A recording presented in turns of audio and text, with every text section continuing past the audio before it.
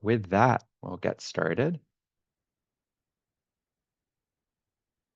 So to those of you who don't know me, my name is Joe Delarose. I'm the program officer for Green Homes at LISC, Massachusetts. My dear leader, Emily Jones, is currently on holiday, so we don't have the pleasure of having her with us, but she's enjoying some hiking in New Zealand. Um, so the Energy Cohort, many of you may already be familiar with it, but for those who aren't, this is a networking and really kind of co-education group that has been created to help affordable housing professionals learn more about everything energy efficiency, decarbonization, resiliency, resident health related. This is something that LISC Massachusetts has been convening in partnership with New Ecology and the Massachusetts Association for Community Development Corporations. And we have Don Bianchi here representing MACDC. And then most importantly, this is something that I like to highlight every time, is that this is a community sourced set of webinars. All of these ideas are for your education, and many of the ideas for the presentations that we put together, including the one that Caitlin is about to give, come from folks like yourselves who are actively working in the affordable housing development fields. So please do not hesitate. You'll have my email afterwards. Don't hesitate to send us any ideas for topics you may have, and they may well be featured in a future session. So yeah, I think today's session we're gonna focus on a DER case study for an affordable housing project that was developed by the Allston-Brighton Community Development Corporation. And I'm going to hand it off to our speaker, Caitlin Robillard, who's their Director of Real Estate Development. Thank you, Joe. Appreciate MACDC and LISC and New Ecology for inviting us to present today. I am going to talk about our Carol Ave project, which is a 33-unit property here in Brighton. So I'll start with just an intro to the project and our scope, walk through some of the project milestones, touch on some of our lessons learned and recommendations, and we'll end with some resources that I'm sure many of you will be familiar with, but we'll have the information up there for you. Um, I just want to point out, I'm joined on the call today by my colleague Mara too. She started at the CDC actually just a couple months after we started construction here, and right away she took the lead as the project manager and did an absolutely terrific job. So she will be on the call to field questions as well. In addition, we have Peter Rex from Tierney Development Services on the call. He'll be presenting with me. He served as our OPM on the project, and I think his attention to detail is a big part of why this project was successful. And he will talk about more of the technical pieces of the construction approach and methods. So just talking about Carol Ave, here's a little glamour shot in the corner here. This is one of the three buildings that are right next to one another. So pretty typical Boston three-story brick from the early 1900s. What was a little unique here is we had one building that was being heated with oil, two that were with gas. All 33 of these apartments have some type of income restriction on them. And important for us is that you'll see the income breakdown here.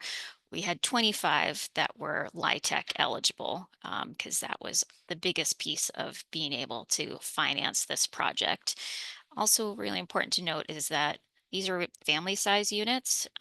There's definitely not enough of these. So the fact that we had 1, 2, 3, and 4 bedroom units in our portfolio was really important for us to preserve these.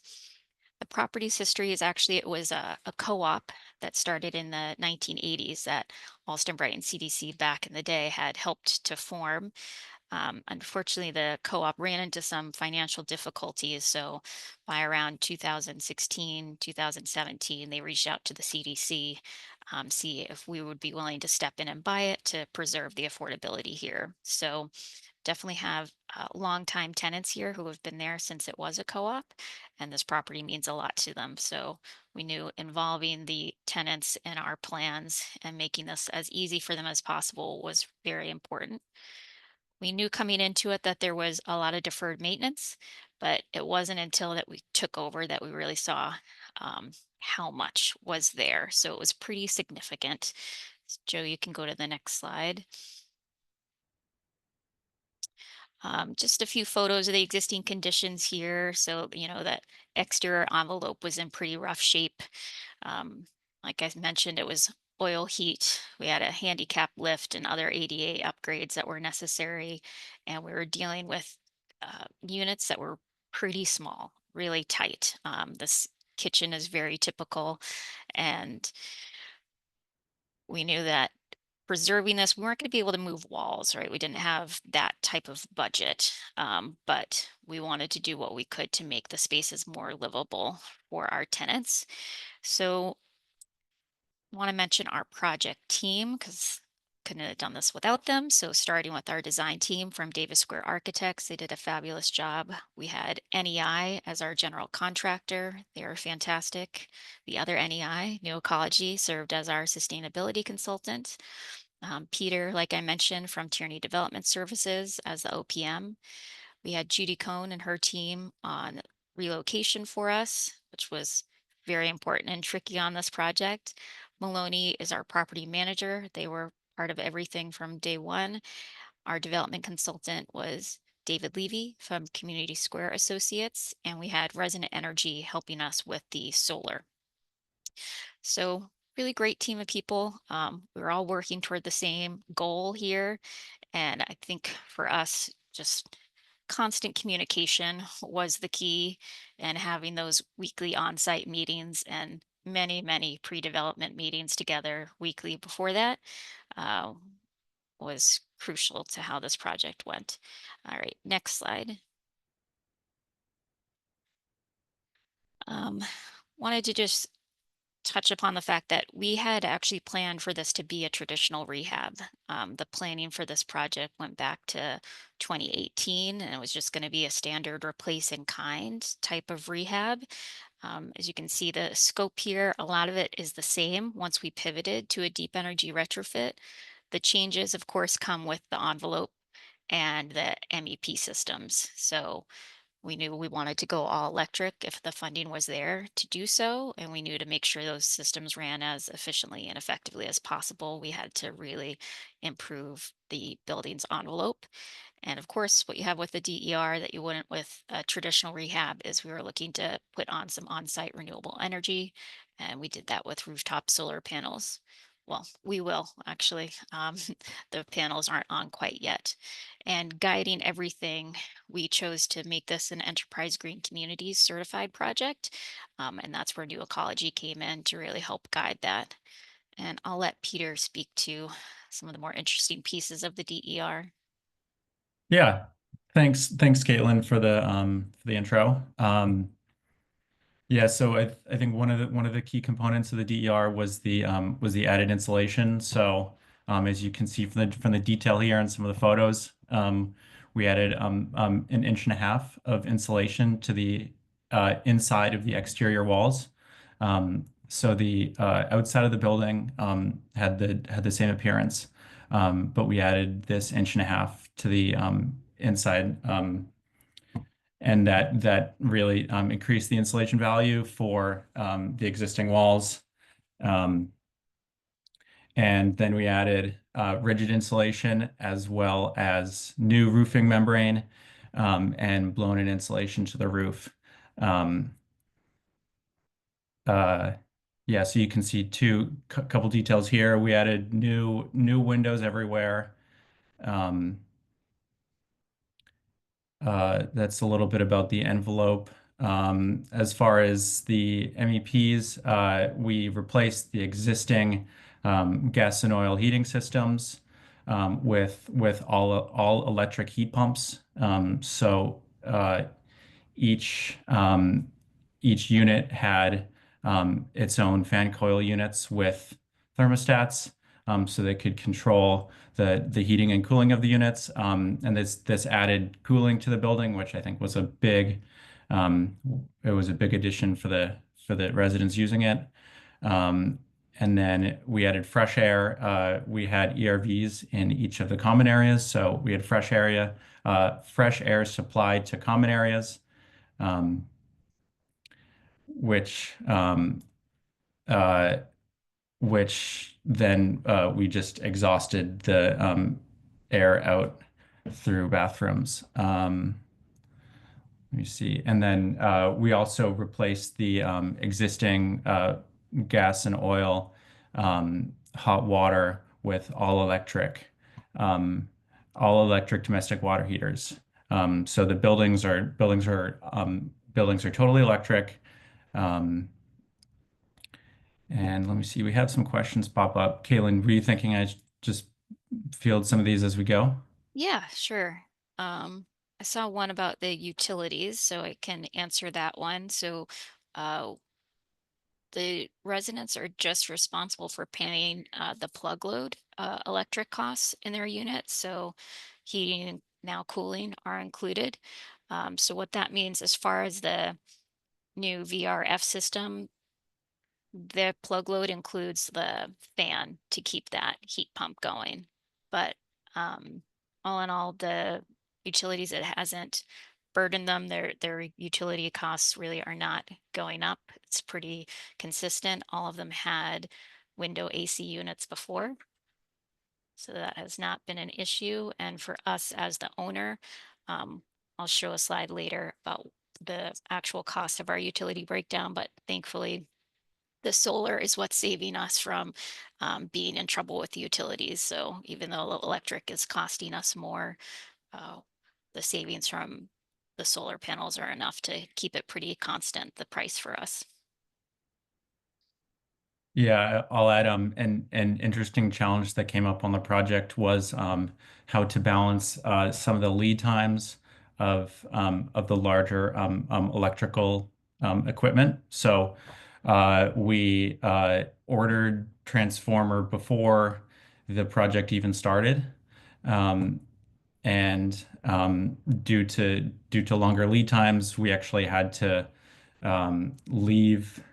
So the project was set up into 3 phases. So we actually had to leave the existing heat supply until we had the new upgraded permanent power. So we that created some occupied work where we essentially renovated each unit and went back a few minutes later, took out the radiators, did any necessary interior finishes associated with that, and then started up the new heating and cooling systems.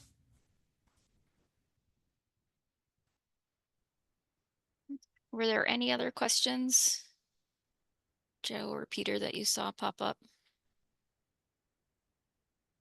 We saw the utilities one.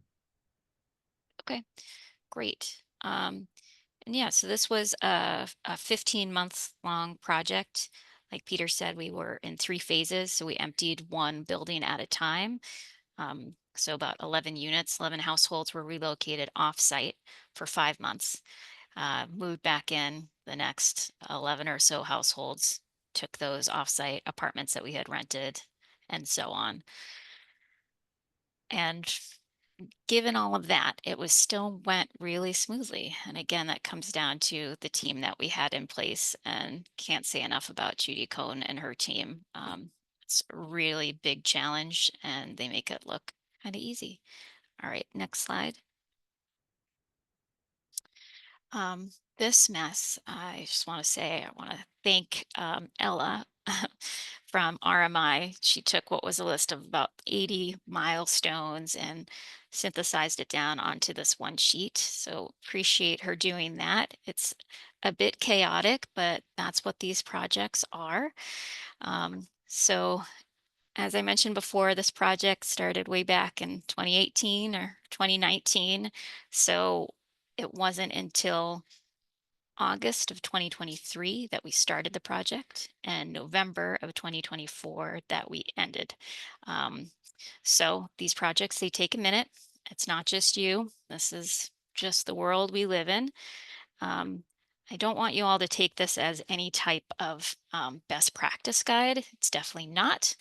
Hopefully, you just look at this and see you're not alone and how complicated it is. And again, the length of time it takes. But a few items on here that I just want to point out that were really important for us. Starting with at the beginning, back in December of 2019, we had an ASHRAE level 2 energy and water audit conducted by our sustainability consultant, New Ecology. That was really the key to everything. We are actually got money from LISC to pay for that. So thank you to the LISC team. And for us, this was what we based our decision to pivot to a deep energy retrofit was on this. So they laid out really clearly in this report for us what we could gain by doing all of these additional energy efficient measures and going all electric, which for our field, or at least for us, wasn't something that people were really pushing us to do at that time. People were still pretty wary of the technology, particularly for domestic hot water and whether electric was the way to go.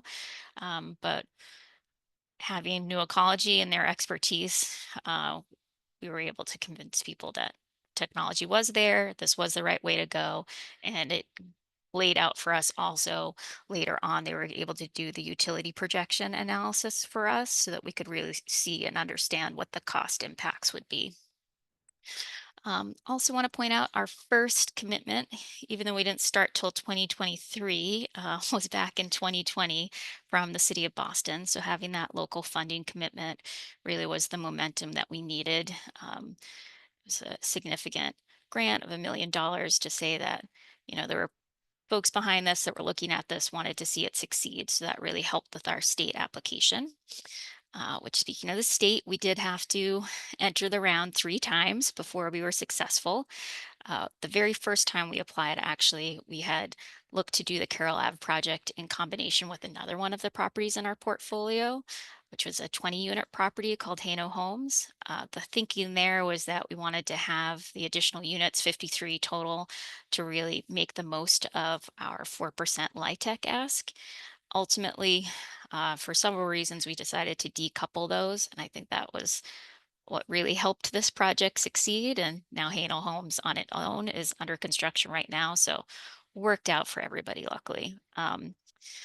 Also important to note is that our pivot to making this a deep energy retrofit, it didn't happen until 2 years into the project. It was in the back of our mind, but it didn't really gain traction until that time. And even then, we had to keep it as an add alternate. It was not in our base scope. And we just mentioned in every application, that we were pricing out both, that the add alternate going all electric was dependent on funding. And, things were moving quickly as far as resources during that time. So as information was coming, we were saying, okay, this could be a possible source, or this one, or maybe we'd combine these 3 sources. But we just kept saying, if we can't, we'll do the typical base scope. But this is our vision and what we're going for. All right, next slide, Joe. Just some comparison photos. So again, the units are pretty tight, so that decision to do the interior insulation, we were nervous about that, even that 1.5 or 2 inches really of living space coming out. We were concerned that tenants would be upset by that. They really haven't been. And then also there's the space gain because they had these big bulky floor radiators that we were able to move.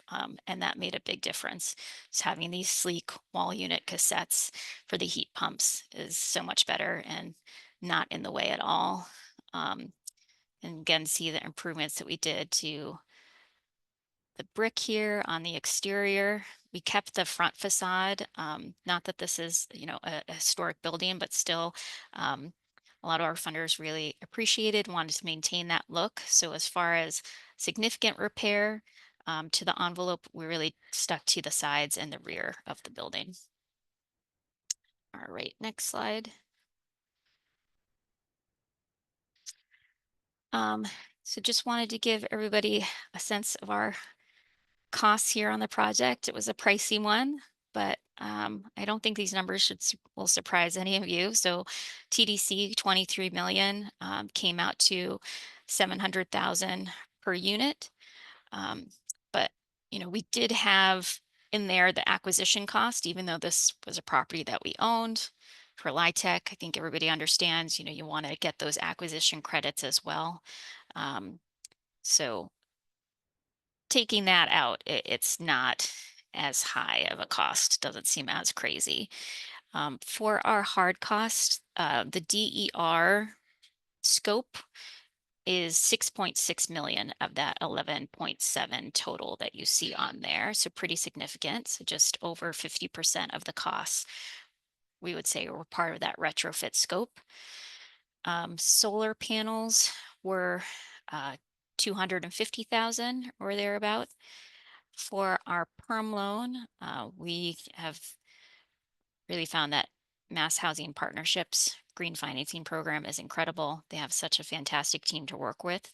And depending on, what threshold you want to go for, if it's a green certification or just committing to a certain level of energy reduction, say 50%, you can get a reduced interest rate on the perm loan, which really helps. Then you can borrow more.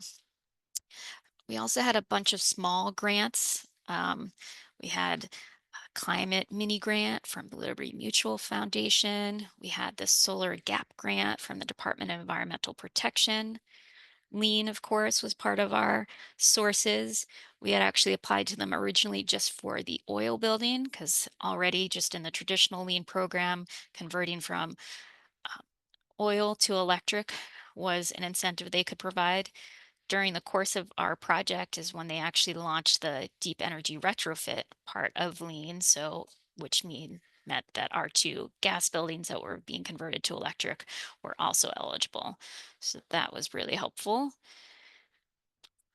And let's see. And then the utility costs here. So the pre-DER costs are our actual year-end expenses. And then the post-DER costs, we use a projection that New Ecology provided for us back in 2022. And you can see the rooftop solar savings annually are what really help us actually see savings annually. And over the lifetime of our solar panels, it will save us about $300,000. And most important, I'd say, is our energy reduction. So we hit our goal of over 50%. And we're working with New Ecology right now on the paperwork for our submission for their Enterprise Green Communities certification. All right, next slide, Joe. Also looks like we have a question if you want to take. Chrissy asks, do you have any actuals to compare the estimates to yet? They're just starting to come in. We're kind of taking them with a grain of salt because, we and the residents are still getting used to the new system, but we do have, the limit set, for heating can't go past a certain amount, certain degrees, but we don't have our solar panels installed yet. So we're currently in the permitting process with the city.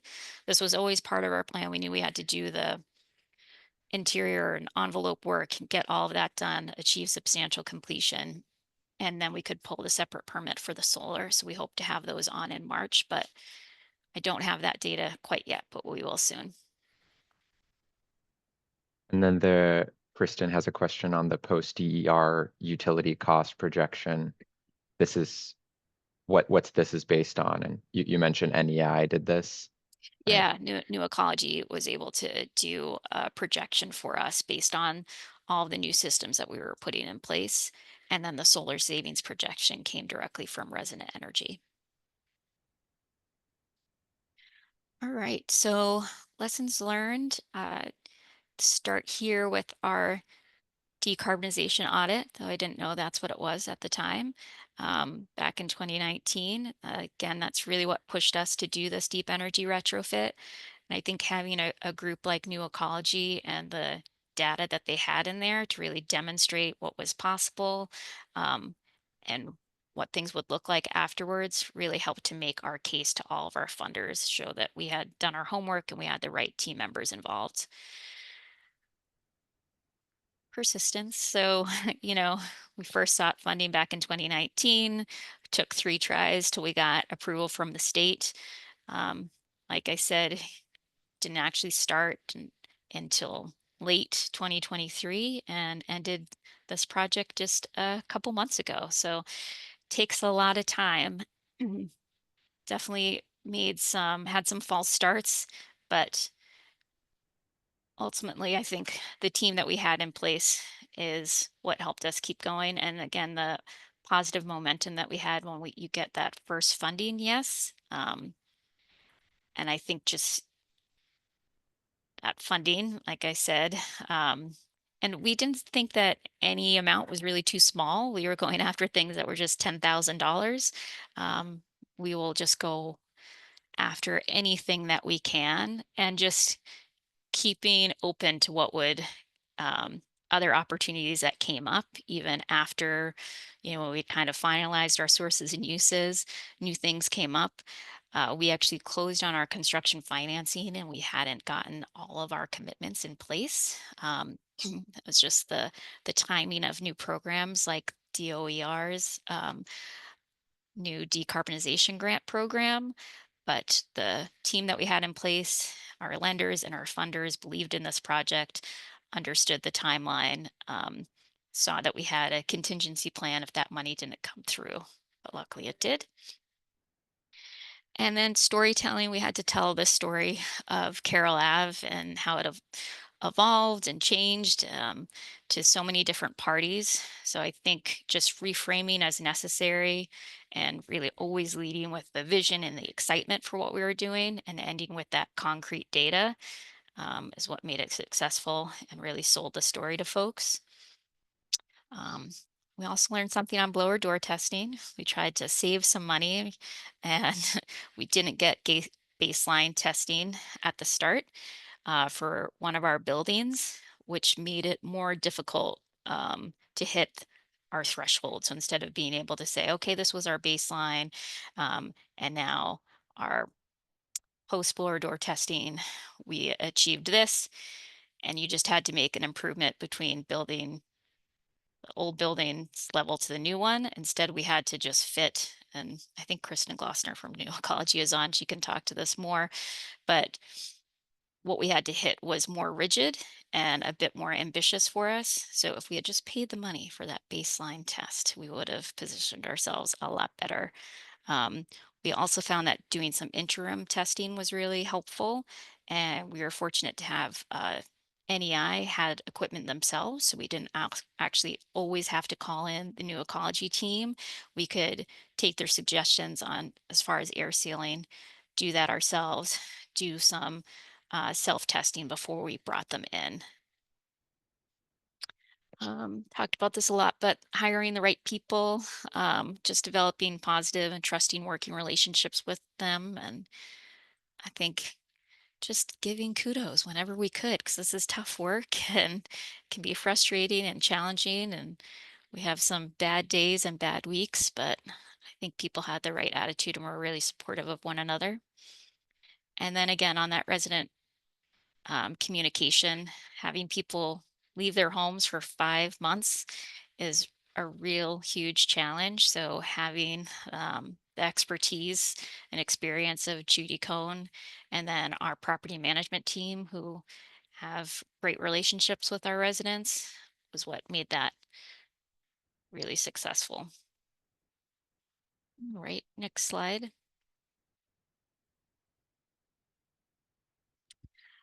These are the resources, some of which we were able to use for this project, others that are available now, and really encourage folks to look into them. I think we're at a really fortunate time right now that there are so many groups that are giving this the attention and resources that it needs. So go after it.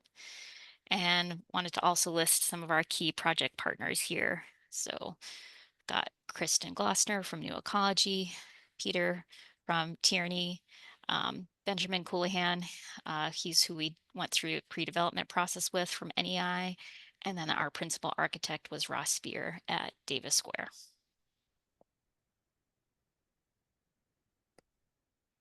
Thanks so much, Caitlin. I just wanted to add for the sources, if anybody would want these, again, these slides will be shared after this. So if there are any sources that are missing, feel free to reach out, and I can just make sure that they're in the final version of the slide. But in general, you can also check out the LISC Massachusetts Decarbonization Hub, where we try to keep a pretty strong list of the current resources, and that includes, as Caitlin was saying, some of the sources that allow considering some of this early work, like the ASHRAE Level 2 audit that Caitlin was talking about, that allowed the team to be able to start considering this DER direction, and then some of the larger funding sources like the DOER's decarbonization grant, the lean DER source, and then LISC, the LISC and Co climate ready housing funding source, to name a few. Yeah, guess we can transition into any post presentation questions. It looks like Stephanie Peterson has a bit of a whimsical question. For storytelling, lead with vision and excitement and end with question mark. Oh, the concrete data. That's what we did. And visuals help too. Another group that helped us with our storytelling, I forgot to mention, was RMI. They actually did a case study for us, which was great and very impressive. And whenever possible, we included that as an appendix in our funding applications.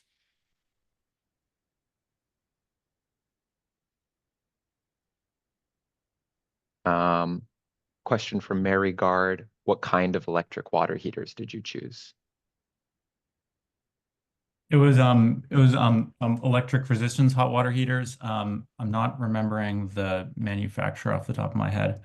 But we installed the hot water heaters in the basements, and they provided the domestic hot water.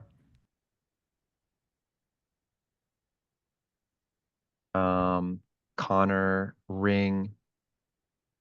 Did different funding sources have different energy use reduction targets? And if so, how do you account for that?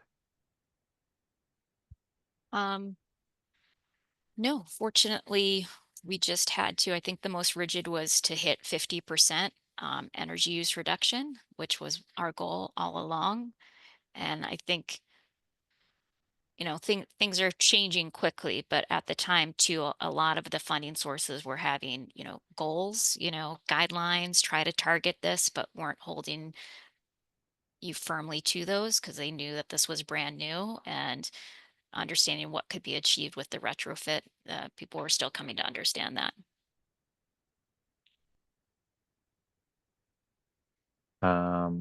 Emily asks if you could talk about to what extent your sources were split between public and private, based on the.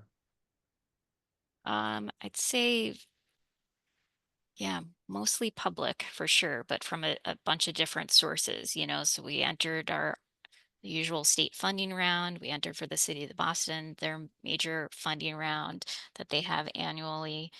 And then just over the course of this project, that's when other things came up, like the DOER. So of course that's a state, but a different state group than we're used to applying to, but they're wonderful to work with. We found out about small little grants along the way, but all of those were 100,000 or less.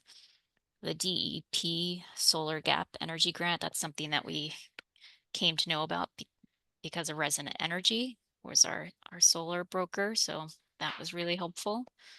Yeah. Vast majority of it is public.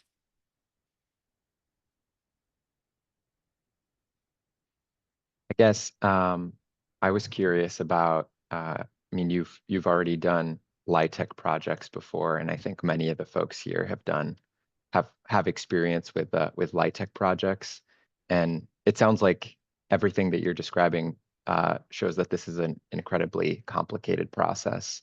And I was kind of curious to what extent the DER ad was really added complexity to that, or if, it felt like kind of you were just doing what you regularly do as a LIHTC developer and applying for a bunch of sources. And Yeah, I think more the latter felt like the usual.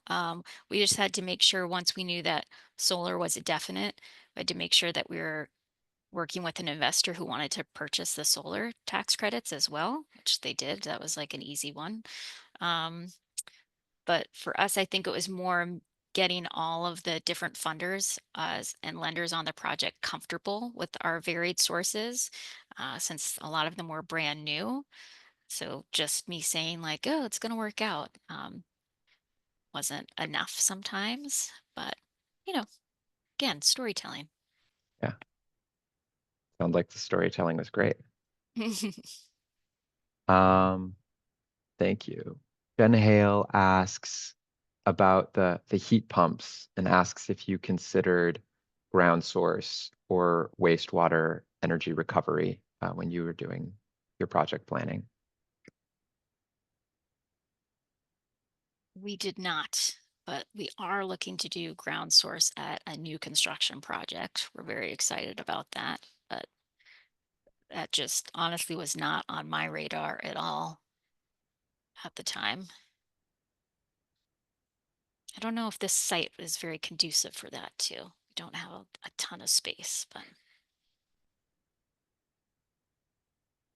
Yeah, there aren't too many examples of those projects yet. If people want to throw back, our last energy cohort session um, featured Joel Wool and Bill Wolmodorf talking about ongoing ground source heat pump projects that they're trying to do out at Valley CDC in Northampton, and then at I think it's Fairfield Green, it's the Boston Housing Authority property. So that was a really interesting conversation about the considerations that might make one of these developments appropriate for ground source heat pumps.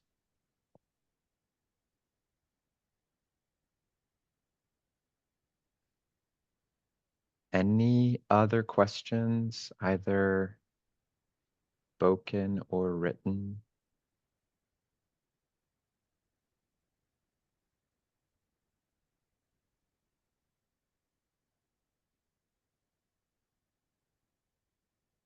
Ah,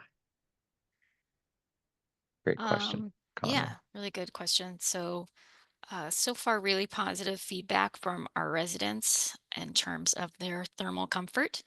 Um, we had our first residents move back quite a while ago. So it's like early 2024. So people have been living there for a while. But like Peter mentioned, those first two buildings, when people reoccupied, it was still the existing heating system. So we had to go back in. So as far as having and living with the heat pumps, that's newer for everybody, but so far so good. Um, and I think it's good, part of Enterprise Green Community certification is that education piece to the residents and making sure they're um, you know, easy to understand guides and trainings for everything. So that's been really helpful too. I think that's one of the things that are like, oh, that'd be great to have, but now we have to do it. So that is helpful.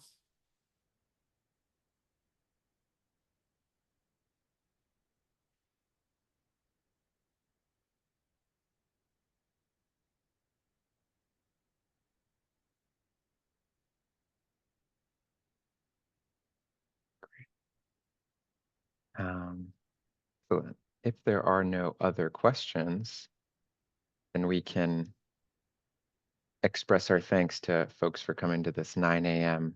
presentation by letting them get to the rest of their morning a little bit early.